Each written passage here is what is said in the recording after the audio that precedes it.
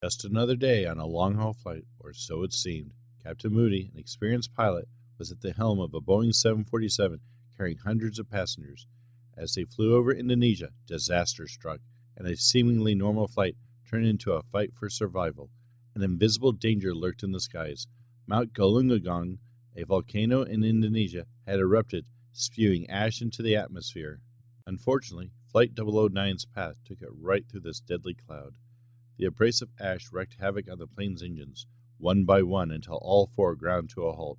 In an instant, a soaring giant became a glider, silent and powerless, miles above the ground. Panic could have easily set in, but the crew of Flight 009 rose to the challenge. Captain Moody and his team, with nerves of steel and years of experience, knew their only option was to glide the massive plane. Their gamble, to reach an airport before altitude ran out. Every second counted as they fought to keep the plane aloft.